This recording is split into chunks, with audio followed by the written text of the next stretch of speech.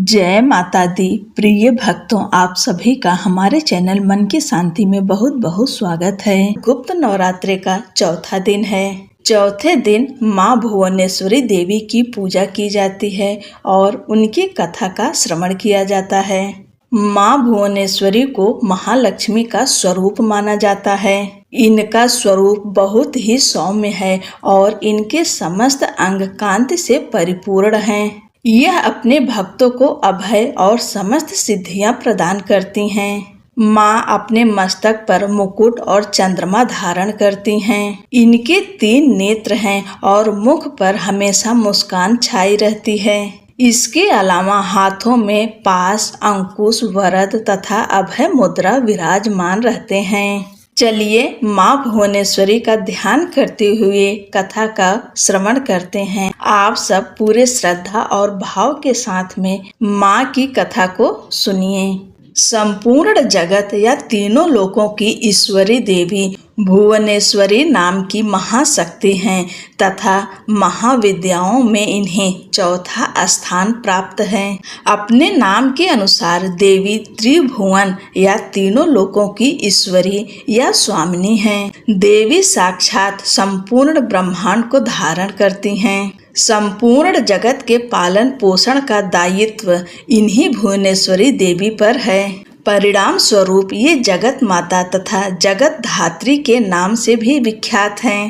पंच तत्व आकाश, वायु, पृथ्वी, अग्नि, जल, जिनसे इस संपूर्ण चराचर जगत के प्रत्येक जीवित तथा अजीवित तत्व का निर्माण होता है, वह सब इन्हीं देवी की शक्तियों द्वारा संचालित होती है। पंच तत्वों को इन्हीं देवी भुवनेश्वरी ने निर्मित किया है। देवी की इच्छा अनुसार ही चराचर ब्रह्मांड अर्थात तीनों लोकों के समस्त तत्वों का निर्माण होता है। प्रकृति से संबंधित होने के कारण देवी की तुलना मूल प्रकृति से भी की जाती है।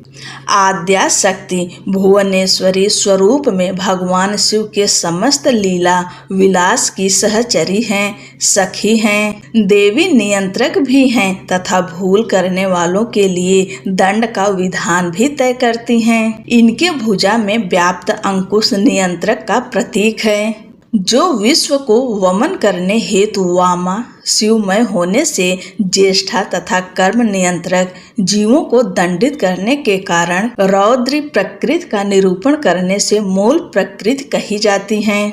भगवान शिव के वाम भाग को देवी भुवनेश्वरी के रूप में जाना जाता है तथा सदा शिव के सर्वेश्वर होने की योग्यता इन्हीं के संग होने से प्राप्त होता है। देवी भुवनेश्वरी अत्यंत कोमल एवं सरल स्वभाव संपन्न हैं। देवी भिन्न भिन्न प्रकार के अमूल्य रत्नों से युक्त अलंकारों को धारण करती हैं। स्वर्ण आभा युक्त उदित सूर्य के किरणों के समान कांति वाली देवी कमल के आसन पर विराजमान हैं तथा उगते सूर्य या सिंदूरी वर्ण से शोभिता हैं। देवी 3 नेत्रों से युक्त त्रिनेत्रा हैं, जो कि इच्छा, काम तथा प्रजनन शक्ति का प्रतिनिधित्व करती हैं। मंद मंद मुस्कान वाली अपने मस्तक पर अर्ध चंद्रमा धारण करने वाली देवी अत्यंत मनोहर प्रतीत होती हैं। देवी 4 भुजाओं से युक्त तथा पूर्ण शारीरिक गठन वाली हैं। देवी अपने 2 भुजाओं में पास तथा अंकुश धारण करती हैं तथा अन्य 2 भुजाओं से वर तथा अभय मुद्रा प्रदर्शित करती हैं। देवी नाना प्रकार से मूल्यवान रत्नों से जड़े हुए मुक्ता के आभूषण धारण कर बहुत ही शांत और सौम्य प्रतीत होता है। सृष्टि के प्रारंभ में केवल स्वर्ग ही विद्यमान था। सूर्य केवल स्वर्ग लोक में ही दिखाई देता था तथा उनकी किरणें स्वर्ग लोक तक ही सीमित थी। समस्त ऋषियों तथा सोमदेव ने संपूर्ण ब्रह्मांड, ग्रह, नक्षत्र इत्यादि के निर्माण हेतु सूर्य देव की आराधना की, जिससे प्रसन्न हो सूर्य देव ने देवी भुवनेश्वरी की प्रेरणा से संपूर्ण ब्रह्मांड का निर्माण किया।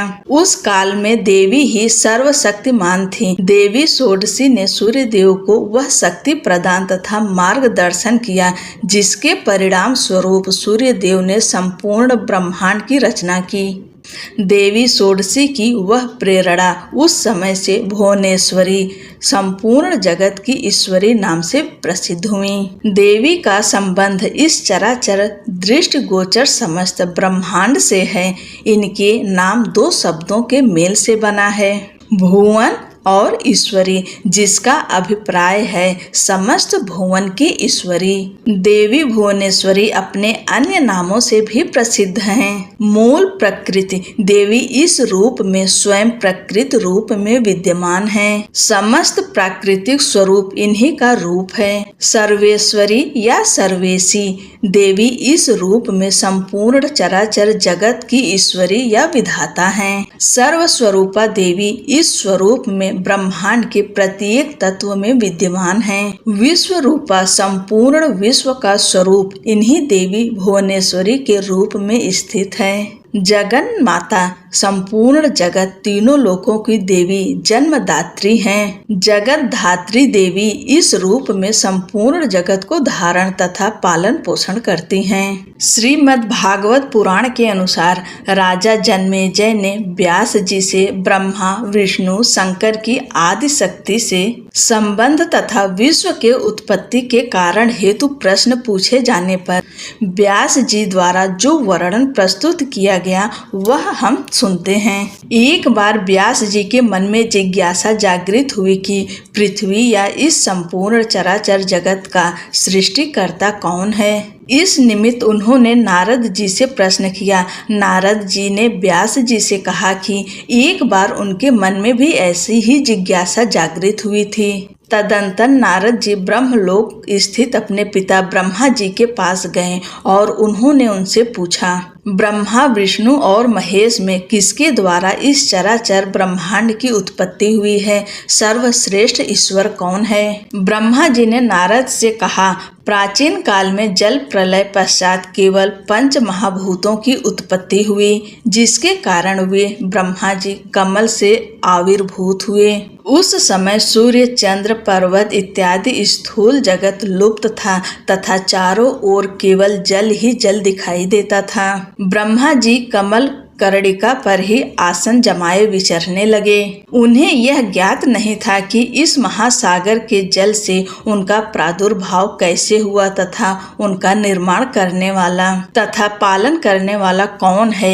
एक बार ब्रह्मा जी ने दृढ़ निश्चय किया कि अपने कमल के आसन का मूल आधार देखेंगे, जिससे उन्हें मूल भूमि मिल जाएगी। तदंतर उन्होंने जल में उतरकर पद्य के मूल को ढूंढने का प्रयास किया, परंतु वे अपने कमल आसन के मूल तक नहीं पहुंच पाए। तत्क्षण ही आकाशवाणी हुई कि तुम तपस्या करो। तदंतर ब्रह्मा जी ने कमल के आसन पर बैठे हजारों वर्ष तक तपस्या की। कुछ काल पश्चात पुनः आकाशवाणी हुई, सृजन करो, परंतु ब्रह्मा जी समझ नहीं पाए कि क्या सृजन करें तथा कैसे करें। उनके द्वारा ऐसा विचार करते हुए उनके सन्मुख मधु तथा कैटभ नाम के दो महादैत्य उपस्थित हुए तथा वे दोनों उनसे युद्ध करना चाहते थे, जिसे देख ब्रह्मा जी भयभीत हो गए।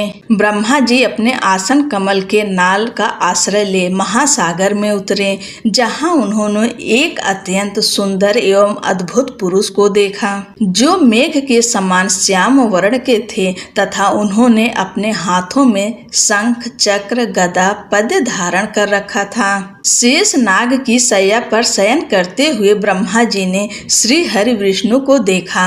उन्हें देख ब्रह्मा जी के मन में जिज्ञासा जागृत हुई और वे सहायता हेतु आदि शक्ति देवी की स्तुति करने लगे, जिनकी तपस्या में सर्वदा निमग्न रहते थे। परिणाम स्वरूप निद्रा स्वरूपी भगवान विष्णु की योग माया शक्ति आदि शक्ति महामाया उनके शरीर से उत्पन्न हुई। वे देवी दिव्य अलंकार आभूषण वस्त्र इत्यादि धारण किए हुए थीं तथा आकाश में जा विराजित हुई। तदंतर भगवान विष्णु ने निद्रा का त्याग किया, तथा जागृत हुए। तत्पश्चात उन्होंने 5000 वर्षों तक मधुकैटभ नामक महादैत्यों से युद्ध किया। बहुत अधिक समय तक युद्ध करते हुए भगवान विष्णु थक गए। वे अकेले ही युद्ध कर रहे थे। इसके विपरीत दोनों दैत्य भ्राता एक एक कर युद्ध करते थे। अंततः उन्होंने अपने अंतःकरण की शक्ति योग माया आद्या शक्ति से सहायता हेतु प्रार्थना की। देवी ने उन्हें आश्वस्त किया कि वे उन दोनों दैत्यों को अपनी माया से मोहित कर देंगी। योग माया आद्या शक्ति की माया से मोहित हो दैत्य भ्राता भगवान विष्णु से कहने लगे, हम दोनों तुम्हारे वीरता पर बहुत प्रसन्न हैं, हमसे वर प्रार्थना करो। भगवान विष्णु ने दैत्य भ्राताओं से कहा, मैं केवल इतना ही चाहता हूँ कि तुम दोनों अब मेरे हाथों से मारे जाओ। दैत्य भ्राताओं ने देखा कि चारों ओर केवल जल ही जल है तथा भगवान विष्णु से कहा, हमारा वध ऐसे स्थान पर करो जहाँ जल न हो और न ही स्थल हो। भगवान विष्णु ने दोनों दैत्यों को अपनी जंघा पर रखकर अपने चक्र से उनके मस्तक को देह से अलग कर दिया। इस प्रकार उन्होंने मधुकैटभ का वध किया, परंतु वे केवल निमित्त मात्र ही थे। उस समय उनकी संहारक शक्ति से शंकर जी की उत्पत्ति हुई, जो संहार के प्रतीक हैं। तदंतर ब्रह्मा विष्णु तथा शंकर द्वारा देवी आदि शक्ति योग निद्रा महामाया की स्तुति की गई, जिससे प्रसन्न होकर आदि शक्ति ने ब्रह्मा जी को सृजन, विष्णु जी को पालन तथा शंकर को संहार के लिए दायित्व निर्वाह करने की आज्ञा दी। तत्पश्चात ब्रह्मा जी ने देवी आदि शक्ति से प्रश्न किया कि अभी चारों ओर केवल जल ही जल फैला हुआ है, पंच तत्व गुण तन मात्राएं तथा इंद्रियां कुछ भी व्याप्त नहीं हैं, तथापि तीनों देव शक्तिहीन हैं। देवी ने मुस्कुराते हुए उस स्थान पर एक सुंदर विमान को प्रस्तुत किया और तीनों देवताओं को विमान पर बैठे अद्भुत चमत्कार देखने का आग्रह किया गया। तीनों देवों के विमान पर आसीन होने के पश्चात वह देवी विमान आकाश में उड़ने लगा। मन के वेग के समान वह दिव्य तथा सुंदर विमान उड़कर ऐसे स्थान पर पहुंचा जहां जल नहीं था। यह देख तीनों देवों को महान आश्चर्य हुआ। उस स्थान पर नर नारी, वन उपवन, पशु पक्षी, भूमि पर्वत, नदियां, झरने इत्यादि विद्यमान थे। उस नगर को देखकर तीनों महादेवों को लगा कि वे स्वर्ग में आ गए हैं। थोड़े ही समय पश्चात वह विमान पुनः आकाश में उड़ गया तथा एक ऐसे स्थान पर गया जहां ऐरावत हाथी और मेनका आदि अप्सराओं के समूह नृत्य प्रदर्शित कर रही थीं। सैकड़ों गंधर्व विद्याधर यक्ष रमण कर रहे थे। वहां इंद्र भी अपनी पत्नी सची के साथ विद्यमान थे। वहां कुबेर, वरुण, यम, सूर्य, अग्नि इत्यादि अन्य देवताओं को देख तीनों को महान आश्चर्य हुआ। तदंतर तीनों देवताओं का विमान ब्रह्मा लोक की ओर बढ़ा। वहां पर सभी देवताओं से वंदित ब्रह्मा जी को विद्यमान देख तीनों देव विस्मय में पड़ गए। विष्णु तथा शंकर ने ब्रह्मा से पूछा, यह ब्रह्मा कौन है? ब्रह्मा जी ने उत्तर दिया, मैं इन्हें नहीं जानता हूँ, मैं स्वयं भ्रमित हूँ। तदंतर वह विमान कैलाश पर्वत पर पहुँचा। वहां तीनों देव ने वृषभ पर आरूढ़, मस्तक पर अर्धचंद्र धारण किए हुए, पंचमुख तथा 10 भुजाओं वाले शंकर जी को देखा, जो व्यग्र चर्म पहने हुए थे तथा गणेश और कार्तिक उनके अंग रक्षक रूप में विद्यमान थे। यह देख पुनः तीनों देव अत्यंत विस्मय में पड़ गए। तदंतर उनका विमान कैलाश से भगवान विष्णु के वैकुंठ लोक में जा पहुंचा।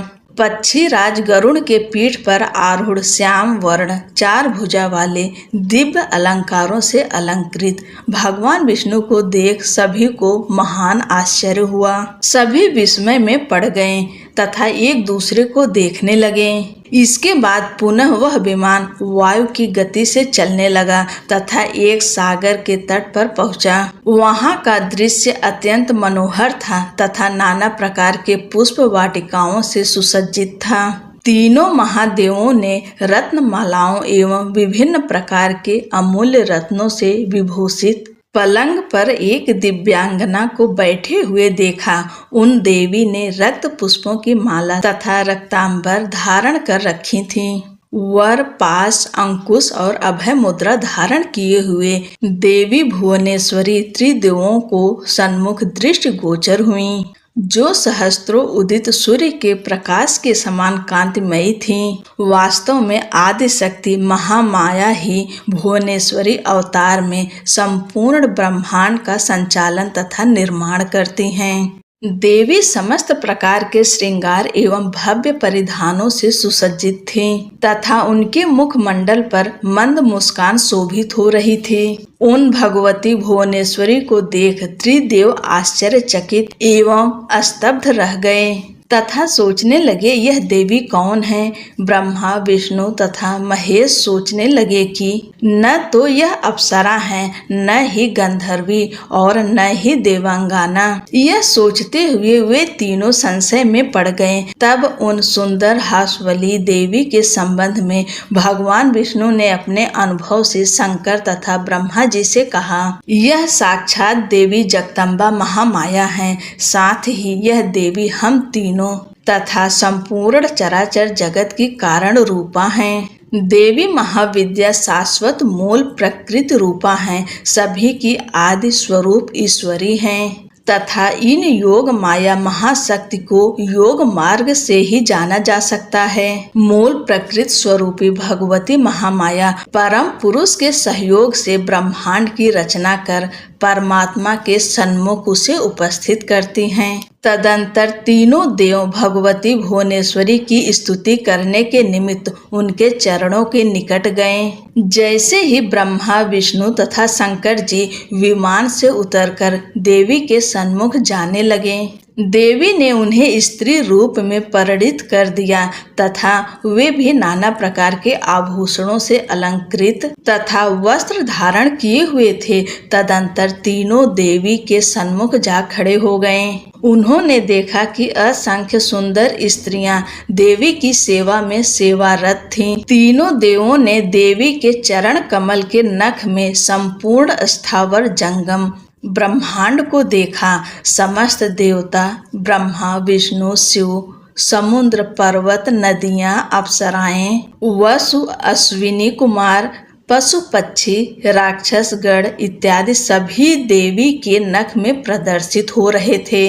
वैकुंठ, ब्रह्मलोक, कैलाश, स्वर्ग, पृथ्वी इत्यादि समस्त लोक देवी के पद नख में विराजमान थे। तब त्रिदेव समझ गए कि देवी संपूर्ण ब्रह्मांड की जननी हैं। बोलो भुवनेश्वरी देवी माता की जय।